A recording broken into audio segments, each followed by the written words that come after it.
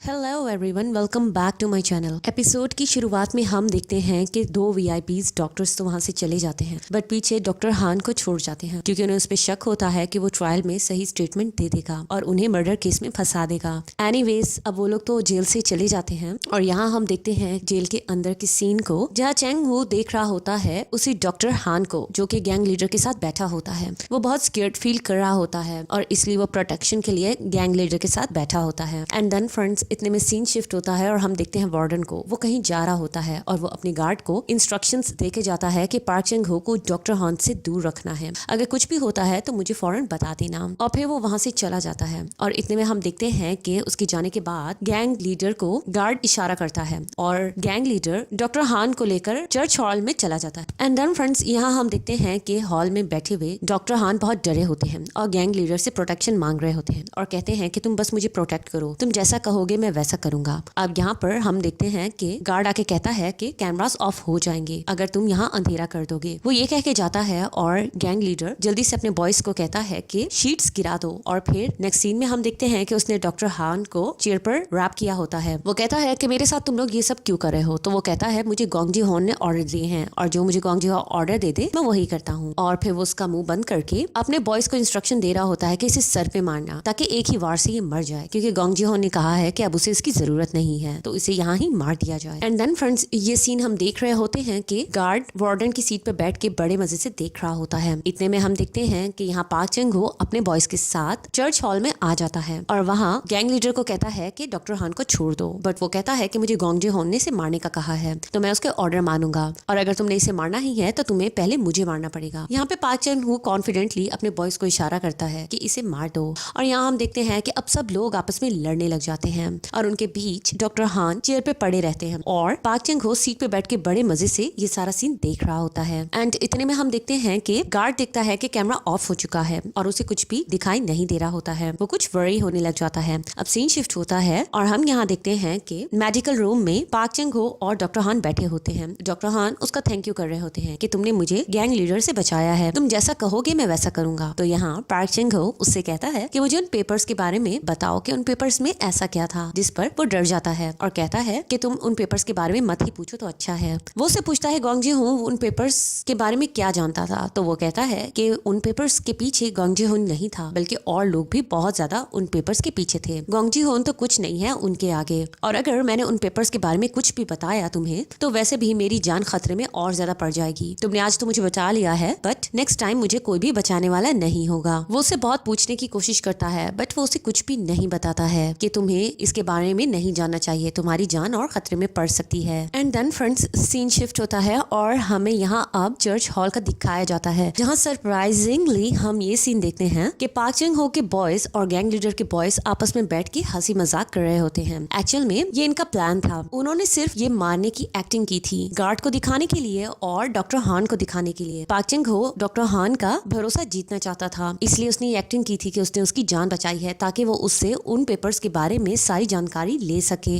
अब यहाँ पे जेरी कह रहा होता है कि पार्क चेंग हो ने सिर्फ यहाँ पर आकर मदर मैरी के स्टैचू को तोड़ा है, इसके अलावा कुछ भी नहीं किया। वो लोग आपस में बहुत हंस रहे होते हैं और कह रहे होते हैं कि एक्टिंग ही एक्टिंग में हमने एक दूसरे को बहुत मारा है। एंड देन फ्रेंड्स, यहाँ हम देखते हैं कि गैंग लीडर भी चेयर पर बैठा होता है। वहाँ पर पार्क चेंग हो के साथ आके बैठ जाता है। गैंग लीडर पार्क चेंग हो को कहता है कि मैंने पहली दफा इस तरह का काम किया है, किसी की जासूसी करना। ये उनका ही प्लान था कि दोनों वीआईपीज को जेल से बाहर निकलवा दें ताकि वो डॉक्टर हान से सारी जानकारी पेपर्स के बारे में ले सकें। और यहाँ ये पता चल के बहुत अच्छा लगा कि गैंग लीडर पार्क चेंग हो के लिए काम कर रहा था, वो उन वीआईपीज के साथ नहीं मिला हुआ था। अब उसने उससे ये फेवर मांगी होती है कि मेरे जाने के बाद तुमने मेरे बॉयज का ख्याल रखना है क्योंकि 3 मंथ्स में मैं रिलीज हो जाऊंगा। अब पार्क चेंग हो उसका बहुत थैंक यू कर रहा होता है और कहता है कि तुम फिक्र मत करो, मैं तुम्हारे बॉयज का ख्याल रखूंगा। एंड देन फ्रेंड्स, अब गैंग लीडर के जाने के बाद जेरी आके पार्क चेंग हो के साथ बैठता है और उससे पूछता है कि तुमने डॉक्टर हान से क्या पूछा और उसने ट्रायल के बारे में क्या कहा। बट पार्क चेंग हो उसे कोई जवाब नहीं देता, मुस्कुरा के बाहर निकल जाता है और वो उस टैरोट कार्ड को देखता है और कहता है कि इस बार बिग माउस तुम मेरे जाल में फंस चुके हो। सीन शिफ्ट होता है और यहाँ अब हमें मीहू के फादर का दिखाया जाता है जो हेजिन के घर के बाहर खड़े होते हैं, जिसके पास वो नेकलेस था और वो मीहू को बता रहे होते हैं कि हमने हर जगह हेजिन के बारे में पता लगाया है बट वो कहीं भी नहीं मिल रही है, वो मिसिंग है। यहाँ मीहू भी बहुत परेशान हो रही होती है और इतने में अनाउंसमेंट होती है कैंसर वार्ड में एक पेशेंट बहुत ज्यादा सीरियस होता है तो मीहू जल्दी से भाग के जाती है बट आगे जाके क्या देखती है कि सब डॉक्टर्स नर्सेज वहाँ खड़ी होती हैं, बट कोई भी उसे सीटीआर नहीं दे रहा होता है और उसे बचाने की कोशिश नहीं कर रहा होता है, बल्कि सब खड़े होकर देख रहे होते हैं कि ये मर जाए। पेशेंट का फैमिली मेंबर भी वहाँ पर मौजूद होती है और हम यहाँ देखते हैं मीहू आके बोलने लग जाती है कि हमें इन्हें बचाना चाहिए। वो आगे बढ़ती ही है बट एडमिनिस्ट्रेटर उसे पीछे करती है और कहती है कि डीएनआर के ऑर्डर्स हैं और इन्होंने सिग्नेचर किए हुए हैं, तो इसलिए हम कुछ भी नहीं कर सकते। वो कहती है कि क्या हम इसे मरता हुआ इस तरह कैसे देख सकते हैं, हम इसे बचा सकते हैं, बट इतने में वो पेशेंट एक्सपायर हो जाता है और हम यहाँ देखते हैं कि उसकी फैमिली मेंबर जोर जोर से रोने लग जाती है। मीहू बहुत ज्यादा शॉक्ड होती है और उसे चुप कराने लग जाती है। एंड देन फ्रेंड्स, लेटली हम देखते हैं कि मीहू अब उस पेशेंट के फ्यूनरल पे पहुंच जाती है। वहाँ खाना खाते हुए वो उन सब की बातें सुनती है कि डीएनआर फॉर्म में ये भी कंडीशन लिखी गई थी कि हम बॉडी को दफना नहीं सकते हैं। अब सब लोग उस फैमिली मेंबर को बातें सुना रहे होते हैं कि तुम्हें इसे साइन नहीं करना चाहिए था, ये गलत हुआ है। और वो लोग ये भी हैरान हो रहे होते हैं कि ये जेल में बीमार हुआ था और 2 महीने में इसकी डेथ हो गई। अब यहाँ पे मीहू बहुत ज्यादा शॉक्ड होती है और फोन करके अपने फादर को बताती है कि उन्होंने ऑटोप्सी से मना किया है और कहा है कि उसे मत दफनाया जाए। यहाँ उसका फादर भी हैरान हो रहा होता है कि वो क्या छुपाने की कोशिश कर रहे हैं। अब वो अपने फादर को कहती है कि आपका फॉरेंसिक सर्विस में एक फ्रेंड है ना, तो मैं ऐसा करती हूँ कि उसकी बॉडी के ब्लड सैंपल्स लेती हूँ, क्योंकि डेथ के 12 घंटे बाद भी ब्लड सैंपल से पता चल जाता है कि ब्लड में क्या मौजूद था, तो हो सकता है कि हमें उसके ब्लड सैंपल से कुछ ना कुछ पता चल जाए। And then friends, scene shift होता है और हम देखते हैं कि यहाँ मीहू उस बॉडी के ब्लड सैंपल लेने के लिए हॉस्पिटल पहुंच जाती है, बट यहाँ गार्ड उसे देख लेता है और वो किसी को कॉल करता है। अब वो अंदर जाती है और बहुत ज्यादा डर रही होती है, बट वो सोचती है कि इन ब्लड सैंपल से वो अपने हस्बैंड को बचा लेगी, क्योंकि इन ब्लड सैंपल से पता चल जाएगा कि ये डॉक्टर्स क्या छुपा रहे हैं और उस डॉक्टर के पेपर्स में ऐसी कौन सी जानकारी थी जिन्हें सब छुपाने की कोशिश कर रहे हैं। वो डरते डरते सारे ब्लड सैंपल्स ले लेती है। And then friends, next scene में हम देखते हैं कि अब वो बाहर पहुंचती है, बट जैसे ही वो बाहर आती है तो सामने एडमिनिस्ट्रेटर जूही और वो नर्स खड़ी होती है। अब मीहू ने पूछती है कि तुम लोग यहाँ क्या कर रहे हो, तो जूही कहती है ये मैं तुमसे पूछना चाहती हूँ। तो मीहू कहती है कि इस जगह पे आना मना तो नहीं है, मैं इस जगह पर आ सकती हूँ, बट जूही उसकी कोई बात नहीं सुनती है और गार्ड को कहती है कि इसका आगे बढ़ के पर्स चेक करे। अब वो पर्स चेक करते हैं तो उसके अंदर कुछ भी नहीं होता है। फिर वो कहती है कि इसकी बॉडी को अच्छे से चेक किया जाए, ये क्या छुपा रही है, बट लकीली कुछ भी नहीं मिलता है। और इतने में हम देखते हैं कि वहाँ मेयर आ जाता है, क्योंकि उन्होंने डिनर पे जाना होता है। वो अपनी वाइफ को डिनर पर लेकर जाता है। अब यहाँ पर वो बहुत ज्यादा परेशान होती है, कुछ खा नहीं रही होती। यहाँ पर मेयर से कहता है कि तुम इतनी सेंसिटिव क्यों हो उसको लेकर। वो कहती है कि वो मुझे तंग करती है और मैं सोच रही हूँ कि मैं उससे निकलवा दूं। एंड देन फ्रेंड्स, उसे मीहू की बातें याद आती हैं कि वो अपने हस्बैंड को बचाने की कोशिश कर रही है। वो उसके बारे में सोच रहा होता है। अब जूही कहती है कि तुम इतना क्या सोच रहे हो कि तुम खो ही गए हो और मेरी बात नहीं सुन रहे। तो वो कहता है मैं काम के बारे में सोच रहा था। तो वो कहती है जब तुम मेरे साथ होते हो तो काम के बारे में मत सोचा करो। सीन शिफ्ट होता है और हम यहाँ देखते हैं मीहू को, जो दोबारा से उस पेशेंट की बॉडी के पास पहुंचती है, क्योंकि मीहू को अंदाजा था कि गार्ड उसे देख लेगा, इसलिए वर्क टाइमिंग में जाती है और जाके ब्लड सैंपल्स जो उसने बॉडी के नीचे छुपाए थे उठा लेती है और उन्हें अपनी पॉकेट में डाल के बाहर आ जाती है। अब वो लिफ्ट लेती है, बट यहाँ हम नोटिस करते हैं कि कोई मिस्टीरियस पर्सन वहाँ से गुजरता है। अब वो लिफ्ट में ही होती है। वो बहुत डरी हुई होती है कि इतने में हम देखते हैं कि लिफ्ट में हलचल होने लग जाती है और यहाँ हम देखते हैं कि कोई अननोन पर्सन आता है और मीहू पर अटैक करने लग जाता है। वो उसे मारने की कोशिश कर रहा होता है। मीहू बहुत बचने की कोशिश करती है, वो उसे मारने की कोशिश कर रहा होता है कि इतने में हम देखते हैं कि लिफ्ट ओपन होती है और सामने से मेयर खड़ा होता है। मेयर को देखकर वो मिस्टीरियस अटैकर वहां से भाग जाता है और हम यहाँ देखते हैं मेयर उसका पीछा करने की कोशिश करता है, बट वो निकल जाता है उसके हाथ से। और फिर हम यहाँ देखते हैं मेयर वापस पीछे को आता है और मीहू से पूछता है कि तुम ठीक तो हो ना, तुम यहाँ क्या कर रही थी। तो वो कहती है आप यहाँ क्या कर रहे थे, आप यहाँ क्यों आए। तो वो कहता है मैंने जब लास्ट में तुम्हें देखा था इस तरह तो मुझे तुम्हारी चिंता हो रही थी, इसलिए मैं वापस आया तुम्हें चेक करने के लिए। तो वो जल्दी से ब्लड सैंपल्स निकाल के देखती है। थैंकफुली वो उसके पॉकेट में होते हैं। तो वो कहती है कि इन ब्लड सैंपल्स से हमें पता चल जाएगा कि उन पेपर्स में क्या था। And then friends, scene shift होता है और हम देखते हैं कि मीहू, उसके फादर और मेयर फॉरेंसिक लैब आए होते हैं। वो ब्लड सैंपल्स टेस्ट के लिए देते हैं। अब वो मेयर के पास आती है और उसका थैंक यू करती है। यहाँ मेयर से पूछता है कि रिजल्ट कब आएंगे। तो वो कहती है कुछ टाइम लगेगा, लेकिन ब्लड के एनालिसिस से हमें पता चल जाएगा कि उन पेपर्स में क्या था और इस तरह हम उस मर्डर केस को सॉल्व कर सकेंगे और मेरा हस्बैंड बच जाएगा। मेयर कहता है कि तुम्हें रिपोर्ट करनी चाहिए कि तुम पर किसने हमला किया था। तो वो कहती है कि मैं ब्लड एनालिसिस आने से पहले किसी को कुछ बताना नहीं चाहती हूँ। अब मेयर जाने लगता है, उसे कहता है कि अपना ख्याल रखना। वो भी उसे थैंक यू करती है कि उसने उसकी बहुत हेल्प की। सीन शिफ्ट होता है और हम यहाँ देखते हैं कि मदर मैरी का स्टैचू दोबारा चर्च हॉल में आ जाता है। पार्क चंग हो यहाँ पर कहता है कि इस मदर मैरी के स्टैचू की पेमेंट मैं करूंगा। एंड देन फ्रेंड्स, अब यहाँ हम देखते हैं कि यहाँ सब प्रेयर कर रहे होते हैं और और यहाँ हमें दिखाया जाता है कि पाक चिंग हो जल्दी से जाकर बुक के अंदर अपना कार्ड रखता है। वो बिग माउस को मैसेज देना चाहता है, बट इतने में हम देखते हैं कि विंडो की दूसरी तरफ कोई आके बैठता है और उसे बात करने की कोशिश करता है मिस्टीरियस वॉइस में। यहाँ पे पाक चिंग हो चौंक जाता है, वो समझता है ये बिग माउस है, बट विंडो हटती है और सामने से हमें फॉर्च्यून टेलर नजर आता है जो हंसने लग जाता है और कहता है मैं तुम्हें डरा रहा था। And then friends scene shift होता है और हम यहाँ देखते हैं पाक चिंग हो का जो सोच रहा होता है कि उसके ट्रैप में अब कौन फंसेगा। उसे फाइनली पता चल जाएगा कि बिग माउस कौन है, वो सबके बारे में सोच रहा होता है। एंड देन फ्रेंड्स अब नेक्स्ट डे हम देखते हैं कि पाक चिंग हो चर्च हॉल में आता है, जाके बुक को चेक करता है। उसके टैरोट कार्ड को किसी ने उठा लिया होता है और उसके बाद हमें सीन दिखाया जाता है कि प्रोसिक्यूटर उसे एक बुक दिखता है जिसमें मोबाइल फोन होता है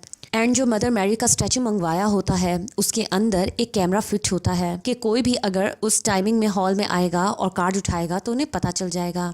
और उस पर एक यूएसबी भी लगी होती है और वो यूएसबी मोबाइल फोन से अटैच करके वो वीडियो देख सकता है। अब वो यही कर रहा होता है, वो कन्फेशन रूम में बैठकर उस वीडियो को देखने की कोशिश कर रहा होता है कि कार्ड किसने उठाया होगा। एंड देन फ्रेंड्स वो शॉक्ड हो जाता है ये वीडियो देखकर, क्योंकि कार्ड उठाने वाला और कोई नहीं होता बल्कि वो जेरी होता है। अब वो जेरी के बारे में सोचने लग जाता है कि उसके हैंड पर भी माउस का टैटू है और वो किस तरह माउस और बिग माउस को लेकर एक्साइटेड हो रहा था और हर कोई उसके खिलाफ था, बट जेरी ने उसका साथ दिया। उसे बहुत गुस्सा आता है और यहाँ हमें जेरी का सीन दिखाया जाता है जो बहुत ही अच्छे वे में पुलअप्स करके दिखा रहा होता है। इतने में वहाँ पाक चिंग हो आता है और जेरी को साइड पर लेकर जाता है और फिर उसे पूछता है कि मैं तुम्हें सिर्फ 3 मौके दूंगा, तुम्हें मुझे सच बताना पड़ेगा वरना मैं तुम्हें मार डालूंगा। वो कहता है तुम किस तरह की बातें कर रहे हो? तो वो कहता है मैं इस पर सीरियस हूँ, मुझे सच्चाई बता दो। बट वो कहता है मुझे कुछ समझ नहीं आ रही, तुम किस बारे में बात कर रहे हो? अब एकदम से जेरी कहता है कहीं ये तुम चर्च हॉल की बात तो नहीं कर रहे, क्योंकि मैं वहाँ गया था, तुम कुछ गलत तो नहीं समझ रहे। मैंने तुम्हारा टैरोट कार्ड उठाया था क्योंकि मैं बहुत ज्यादा परेशान था कि तुम जाके उस बुक में क्या रखते हो, मैं सिर्फ क्यूरियस था,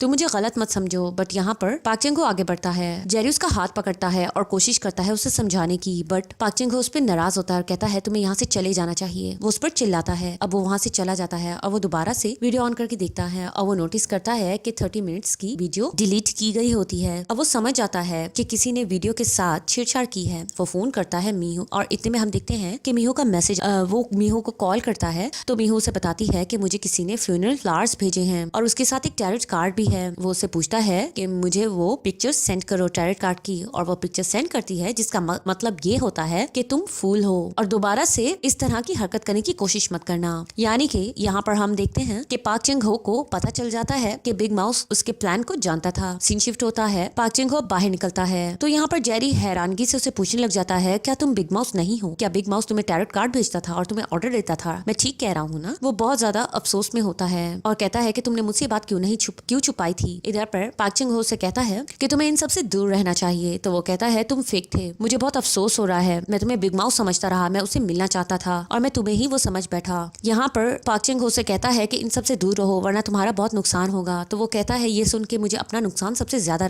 लग रहा है कि तुम बिग माउस नहीं हो। अब जब वो इससे कहता है कि हाँ मैं नहीं हूँ तो वो बहुत ज्यादा अपसेट होके बैठ जाता है। सीन शिफ्ट होता है और हमें यहाँ दिखाया जाता है प्राइवेट मूवी थिएटर का सीन जहाँ ग्यूचन के सारे इंपॉर्टेंट मेंबर्स बैठे होते हैं और यहाँ पर वो व्हील चेयर वाला एल्डर भी बैठा होता है जो नंबर 1 पोजीशन पे है। अब सब लोग यहाँ वो मूवी देख रहे होते हैं। एक्चुअल में इन सब के एल्डर्स और ग्रैंड पेरेंट्स उस मूवी में होते हैं और यहाँ हम देखते हैं कि वीआईपीज और ये सब मजाक उड़ा रहे होते हैं कि सबके रिलेटिव्स यहाँ पर हैं, इस मूवी में नजर आ रहे हैं। बट मेयर का कोई भी रिलेटिव यहाँ नहीं है, बस उसकी वाइफ उसे सपोर्ट कर रही है। यहाँ मेयर का देखते हैं जो उनकी बातों को इग्नोर कर रहा होता है, कॉन्फिडेंटली बैठ के वो मूवी देख रहा होता है। उसमें सारे सीन्स दिखाए जा रहे होते हैं कि किस तरह ग्यूचन सिटी के लिए इन सब ने सैक्रिफाइसेस किए। और यहाँ पर हम देखते हैं कि एक पिक्चर देखकर मेयर थोड़ा सा अपसेट लग रहा होता है, वो किसी की फैमिली पिक्चर होती है। And then friends scene shift होता है और मूवी बंद होने के बाद वो एल्डर कहता है कि यहाँ तुम सब लोग बैठे हो बट ये सब सैक्रिफाइसेस तुम्हारे पेरेंट्स ने और ग्रैंड पेरेंट्स ने दी हैं। तुम लोगों ने इतना कुछ इस सिटी के लिए नहीं किया है और मैंने इस सिटी के लिए बहुत कुछ किया है। इवन के मैंने अपनी टांग भी तुड़वा ली थी। फिर वो अपनी लेग को दिखाता है और उसके बाद वो कहता है कि लेग टूटने के बावजूद मैंने बहुत मेहनत की है और इस पोजीशन पे पहुंचा हूँ और मैं नहीं चाहता कि मेरी पोजीशन पे कोई ऐसा शख्स बैठे जो इस काबिल ना हो। तो मैं किसी ऐसे को इस पोजीशन पे बिठाना चाहता हूँ जिसमें मुझे वो गट्स नजर आए और जो इसके काबिल शामिल हो। और फिर हम देखते हैं कि यहाँ वो मेयर का इशारा करता है कि उसकी व्हीलचेयर लेकर जाया जाए और जूही और मेयर उसके साथ चले जाते हैं। गोंग जी हुन को ये सीन बिल्कुल भी अच्छा नहीं लगता है क्योंकि वो एक्सपेक्ट कर रहा था कि वो इस पोजीशन पे बैठेगा, बट यहाँ पर उसे सब लोग कह रहे होते हैं कि जब से बिग माउस ने तुम्हारे पैसे चुराए हैं उस वक्त से एल्डर अब तुम पर यकीन नहीं करते हैं और जूही आजकल एल्डर के पास बहुत आ रही है। जूही चाहती है कि उसका हस्बैंड इस पोजीशन पर आए। अब यहाँ पर गोंग जी हुन को बहुत ज्यादा गुस्सा आ रहा होता है क्योंकि बिग माउस की वजह से उसकी गेम खराब हो रही है क्योंकि उसका मिशन था इस पोजीशन पे आने का, बट मेयर अब इस पोजीशन पे बैठ सकता है। वो मेयर से बहुत जेलस हो रहा होता है। सीन शिफ्ट होता है, हम मेयर को देखते हैं, उसके पास एक पिक्चर होती है, ये वही पिक्चर होती है जो वो मूवी थिएटर में देख रहा था।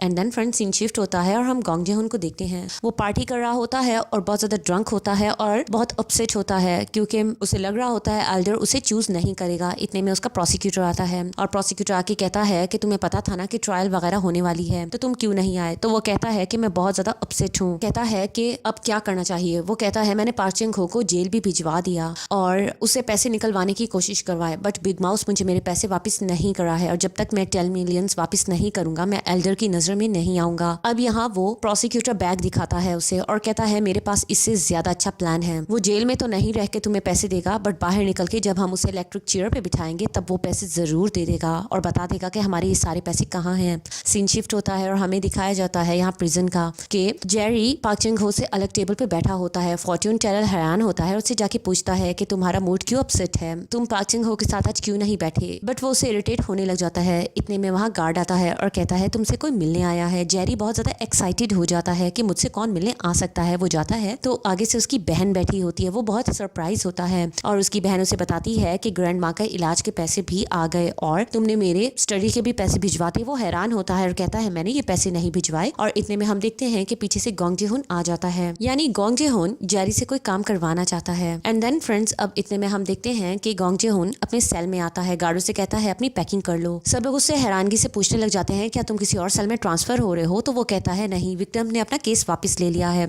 और मैं अब रिलीज हो रहा हूँ। सब लोग उसके लिए बहुत खुश होते हैं। यहाँ वो सबके लिए ड्रिंक्स लेकर आता है कि मेरी बहन सबके लिए ड्रिंक्स लेकर आई थी। अब वो सबको ड्रिंक दे रहा होता है और एक ड्रिंक पार्क चिंग हो को देखता है और पार्क चिंग हो उसका थैंक यू करता है और कहता है मैं तुम्हारे लिए खुश हूँ, अब बाहर जाके कुछ ऐसा वैसा मत करना और अपनी अच्छी जिंदगी गुजारना। एंड देन फ्रेंड्स अब वो पैकिंग कर रहा होता है तो पार्क चिंग हो वो ड्रिंक पी लेता है और उसे ड्रिंक पीता देख यहाँ पर हम देखते हैं कि जेरी बहुत परेशान हो रहा होता है। अब जब वो बाहर आता है तो हम देखते हैं कि उसे फ्लैशबैक में सीन याद आता है। गोंग जी हुन फ्लैशबैक में हमें सीन दिखाया जाता है जहाँ हम देखते हैं कि गोंग जी हुन जेरी को ऑफर करता है कि तुमने ये स्पेसिफिक ड्रिंक पार्क चिंग हो को पिलानी है। वो कहता है कि मैं उसका मर्डर नहीं करना चाहता हूँ, मैं मर्डरर नहीं हूँ। तो वो कहता है तुम चिंता मत करो, इसमें ऐसी मेडिसिन है जिससे उससे सिर्फ पेट में दर्द होगा और मैं उसे सबक सिखाना चाहता हूँ। और वो कहता है अगर मैं तुम्हारी बात ये ना मानूं तो वो कहता है तुम्हें मेरी बात माननी पड़ेगी क्योंकि मैंने ऑलरेडी तुम्हारी बहन को बहुत पैसा दे दिया है। सीन शिफ्ट होता है, हम यहाँ पार्क चिंग हो को देखते हैं जिसे बहुत ज्यादा दर्द हो रहा होता है। तो यहाँ पर अब सेल में मौजूद लोग गार्ड को बुलवाते हैं और यहाँ हम बाहर जेरी को देखते हैं कि वो क्या नोटिस करता है कि उसकी वाइफ और फादर इन लॉ उससे मिलने आते हैं।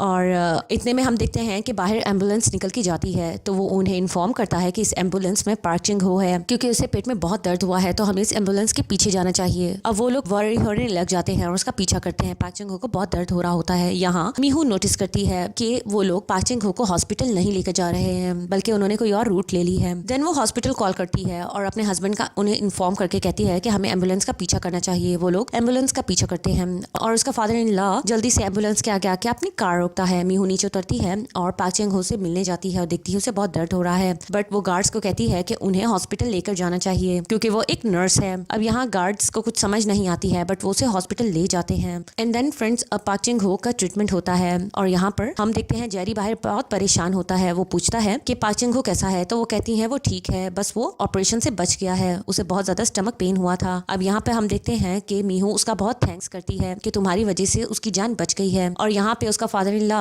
उसे कुछ पैसे निकाल के देता है और कहता है कि तुम इसे रख लो, तुम आज ही रिलीज हुए हो, तुम्हारे रिलेटिव्स तुम्हारा वेट कर रहे होंगे, तुम्हें इनकी जरूरत पड़ेगी। वो नहीं लेना चाह रहा होता है क्योंकि वो गिल्टी फील कर रहा होता है कि उसकी वजह से पार्क चिंग हो की जान खतरे में आई है, बट यहाँ पर मीहू और वो इंसिस्ट करते हैं और वो उनका अच्छा बिहेवियर देखकर हैरान रह जाता है। And then friends scene shift होता है और हम यहाँ देखते हैं कि एक गार्ड मिस्टीरियस वे में अंदर आता है और पार्क चिंग हो बेहोश होता है तो वो उसके फिंगरप्रिंट्स एक पेपर पे लगा के जाता है और पेपर्स जाके गोंग जी हुन को दे देता है। उसके साथ प्रोसिक्यूटर भी बैठा होता है। वो बेल के पेपर्स होते हैं। एंड देन फ्रेंड्स उसके बाद हमें सीन दिखाया जाता है कि फादर इन लॉ कोशिश कर रहे होते हैं पार्क चिंग हो से मिलने के लिए, बट उन्हें इसकी परमिशन नहीं होती है। अब यहाँ मीहू आती है और कहती है कि उसे अंदर जाने दिया जाए, क्योंकि गार्ड को गोंग जी हो ने कहा था कि मीहू जैसा कहेगी वैसा करना, उसे शक नहीं होने देना चाहिए। अब यहाँ पे उसे अंदर जाने देता है और कहता है तुम्हारे पास सिर्फ 10 मिनट्स हैं। मीहू अंदर जाती है, पार्क चिंग हो को देखती है, उसका हाथ पकड़ती है और इतने में पार्क चिंग हो की जाग हो जाती है। वो उसे देखकर मीहू कहता है, वो मीहू को देखकर एक्साइटेड होता है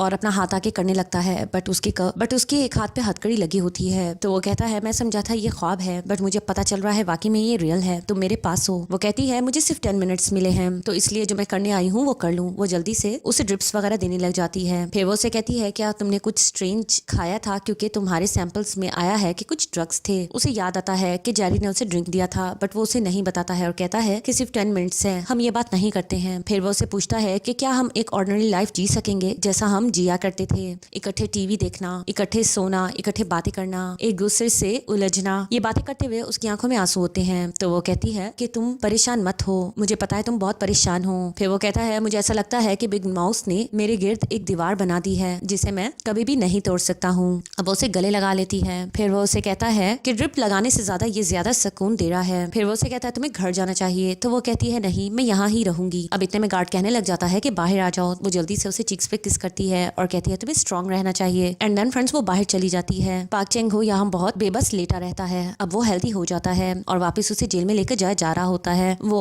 अपनी वाइफ के हक करता है और कार में बैठ के चला जाता है, बट जाते हुए उसे रियलाइज होता है कि ये रूट जेल का नहीं है, बल्कि उसे कहीं और लेकर जाया जा रहा है। वो समझ जाता है, अलर्ट होता है, बट इतने में गार्ड्स उसे जल्दी से बेहोश करने की कोशिश कर रहे होते हैं, बट वो बहुत फाइट बैक करता है, बट उसे इंजेक्शन लगा दिया जाता है और वो बेहोश हो जाता है। सीन शिफ्ट होता है और हम देखते हैं कि वो कार आके एक मेंटल सेंटर में रुकती है और यहाँ हम देखते हैं कि एक पर्सन जिसे देखकर ही डर लग रहा होता है वो पार्क चिंग हो को लेके जा रहा होता है और वहाँ पे और लोग भी नजर आ रहे होते हैं जिन्हें कैद किया गया होता है, यानी कि पार्क चिंग हो को मेंटल हॉस्पिटल टॉर्चर करने के लिए लेकर जाया गया है। अब हमने देखना है कि नेक्स्ट क्या होता है। यहाँ ही ये पार्ट हमारा खत्म हो जाता है और आगे के सीन में हमें पता चलेगा कि पार्क चिंग हो के साथ इन्होंने क्या किया है। एंड देन फ्रेंड्स तब तक के लिए आपको वेट करना पड़ेगा और मेरे चैनल को सब्सक्राइब करना पड़ेगा ताकि नेक्स्ट एपिसोड में हमें नेक्स्ट स्टोरी का पता चल सके। Thank you so much for your support.